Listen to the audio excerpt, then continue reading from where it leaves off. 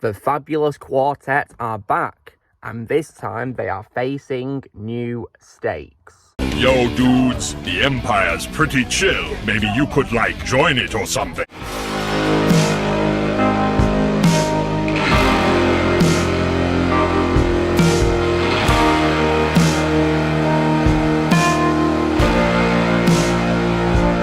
Hey everyone, Lucamus Prime here. So it is time for another movie review today, and in today's video, guys, I'm going to be doing a review for what is the second installment of a movie franchise to feature heroes from Marvel Comics, and this is of course also the title characters of the film themselves being the Fantastic Four returning in this sequel, which of course is none other than 2007's Fantastic Four: Rise of the Silver Surfer, released in 2007 as a sequel to 2005's Fantastic Four, and directed once again by Tim Story.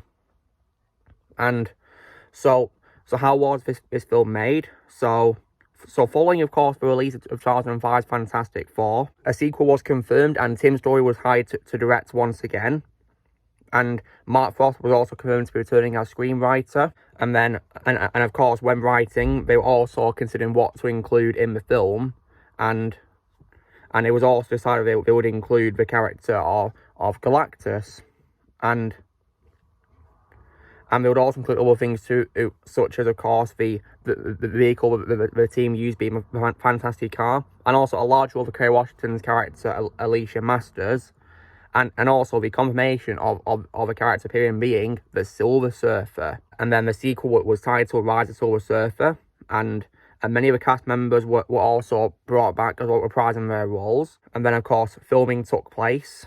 And the film was then released on June 15, 2007 in the United States. And critical reception was mixed to negative, but slightly better than its predecessor. The film was a moderate success at the box office, grossing $301.9 million worldwide, but earned less than its predecessor, which grossed $333.5 million worldwide. A third film was planned but was ultimately cancelled, which was attributed to factors such as the film's box office disappointment, the conflict between Tim Story and Jessica Alba, and the producers having trouble finding a new director for a planned spin-off of The Silver Surfer. And as such, the franchise was in development hell. Until, of course, 8 years later when we got that absolutely dreadful reboot. Oh, God. So, when it comes to my reaction to this film, however, guys, I watched this film a long time ago when I was really young, and I have to say that just like the first movie, I once again absolutely loved this movie. And personally, guys, I don't think it deserves the hate that it got, just like the first movie, in my opinion, because I think it's once again a really underrated superhero film that I love to this day.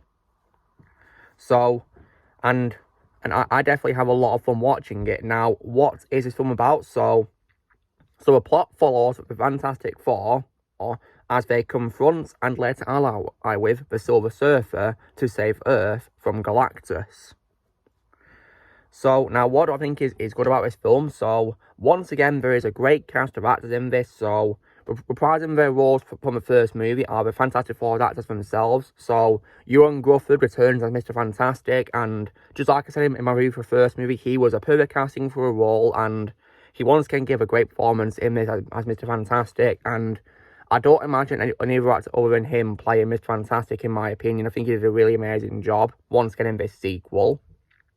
And I also love the return of Jessica Alba as Invisible Woman as well. I thought she gave a great performance in this once again returning and did a very good job. And even though I did lose respect for Chris Evans as well recently, I will say that despite that, Johnny, as the Human Torch, is still a very funny character in my opinion. Definitely the comic relief of the two movies, and he helps prevent the film getting boring in my opinion, and he's definitely a lot of fun to watch. So, and for what it is worth, he's definitely, in my opinion, more likeable than Chris Evans is as a person, in my opinion. And my favourite part of this film, though, when it comes to both movies, is most definitely Michael Chiklis reprising his role as the Thing, because he was an absolutely perfect casting, and I don't imagine any other actor other than him playing the role of Thing, in my opinion. He was once again just an absolutely perfect casting, and the makeup for him, in my opinion, is also absolutely timeless, and it definitely holds up to this day. Like, they really nailed the portrayal of Thing in these films, and Michael Chiklis was most definitely a perfect casting.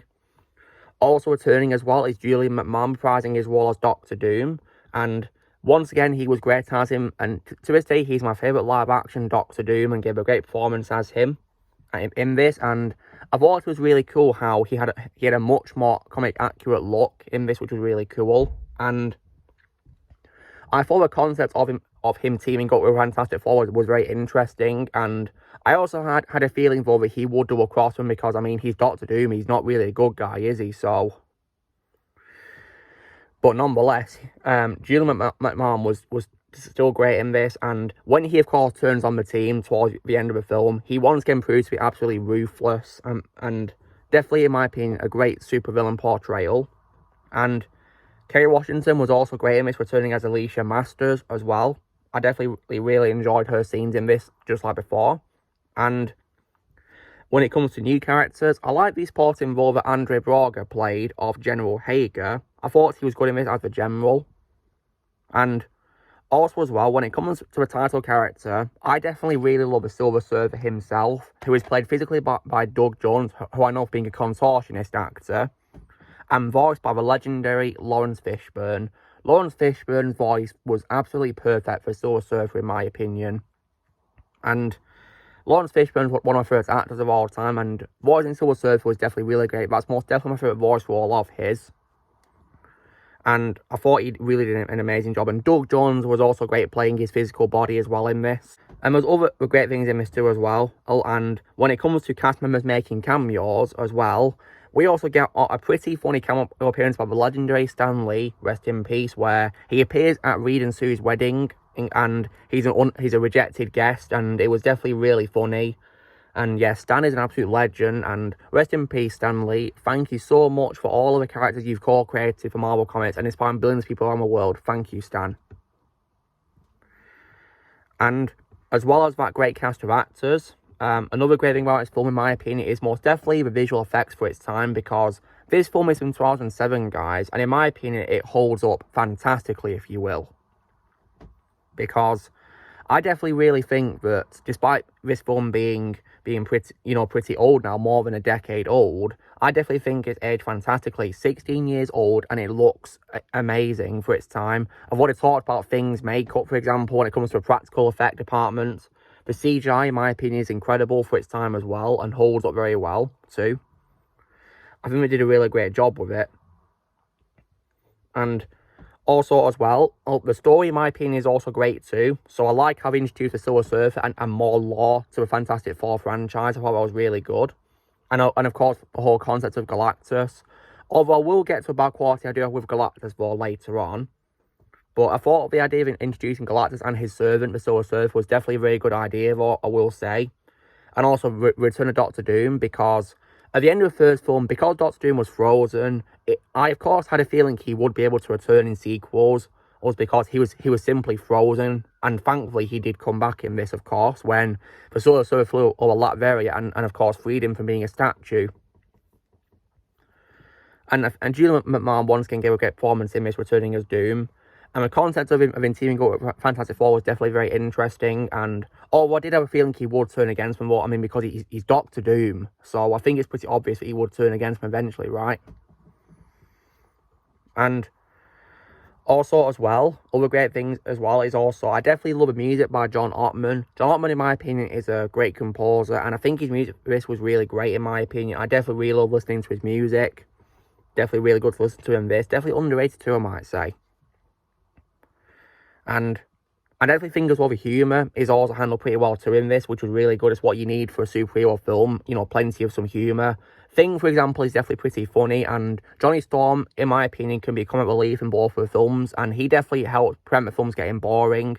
Speaking of that as well, I think the pacing is also great too, because this film is 92 minutes, guys, and in my opinion, it's paced really well, because there's lots of really good scenes in the film, and also really cool scenes with Silver Surfer as well, such as, of course, the craters forming across the world. And my favourite scene with those was probably one in London, which was definitely really cool. It was also really cool to see the team saving the London Eye as well, and also having to talk to each other to transfer their powers over and swap around. That was definitely very interesting. And it was definitely a lot of fun. And the film didn't get boring at all for me when I watched it, especially when I rewatched it last night, because every time I watch this film, I never get bored at all, because I think it's paced really well, especially, of course, with the humour scenes, thanks to Johnny Storm, and some of what he wants with a thing as well, of course. Especially in the scenes with his swap powers, which was definitely pretty funny, I might say.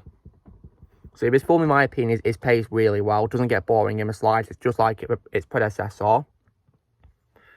And it's also a really big shame we never got a third movie, isn't it? Especially because this film ends with a cliffhanger, because it ends with a team, of course, heading off to save Venice because it's sinking. And in a mid-credit scene, we then see the Silver Surfer floating in space, seemingly lifeless after he sacrificed himself, but his eyes open and his board flies back to him, so it was teasing me he was alive and could return in potential sequels. But unfortunately, we're never going to get that, which really sucks. And even with, the addition of humour as well, the film also has some emotional moments too. For example, the scene where Doom kills Sue was definitely pretty sad to see, but thankfully she was revival, which was nice. But the film was definitely a lot of fun. It's a really big shame we never got a third movie, isn't it? I would definitely love to see this, because I think these heroes deserve a trilogy, and it's a shame we never got that. Instead, 8 years later, we got the absolutely dreadful reboot, which I think is one of the worst films ever made. Absolutely sucks beyond all belief, and I'll be trying to talk about it next week. Oh dear. And however, when it comes to bad qualities of this movie, so as I mentioned earlier, my bad quality with this film concerns its main villain, of course, which is Galactus. I was personally not a fan of how Galactus was handled in this. I kind of thought it wasn't really favorable to the comics, because he was simply just a cloud, really. That's not Galactus at all. I don't imagine him being a cloud, no. Not even speaking either. That was just really weird. So, I feel we could have handled Galactus a lot better in this film, to be honest, really. But, nonetheless, I did like the idea of including him, though, in this. But it was disappointing how he was handled, in my opinion. And of course, I've already said it is also predictable the Doctor Doom would backstab the team later on, despite Johnny forces with him to capture a Silver Surfer. So, because he's of course a supervillain, so I think it's pretty predictable that he would of course turn against them. But nonetheless, though, to this day, guys, I still love Fantastic Four: Rise of Silver Surfer. In my opinion, a very underrated superhero movie. Definitely a really nice film that deserves a lot more love, in my opinion. So, if you guys liked the first movie, I mean, I certainly love it. I would definitely recommend this sequel, absolutely. I do, however, not recommend what came after this in 2015, which is a dreadful reboot. Oh, God. And I am not looking forward to trash talking it next week at all. However, though, if I was to give Fantastic Four: Rise of Silver Surfer a score out of 10, guys, because of those slight nitpicks I have involving Galactus and the predictable plot of Doctor Doom, of course, turning against the team later on, I would probably give this movie a very solid score of 9 out of 10, because I think it's really underrated and deserves more love. So, anyway, guys, this is me doing my review for 2007's Fantastic Four: Rise of Silver Surfer. So, you know the drill, guys. Be sure to give this video a like. Also, be sure to let us also in the comments what you guys think of Fantastic Four: Rise of Silver Surfer. If you see it, let me know in the comments below what you think. Also, be sure to join Team Prime by pressing subscribe for videos coming in the future. If you would like to be a member, you can restore using a peace lad or your subscription, and I'll see you all later.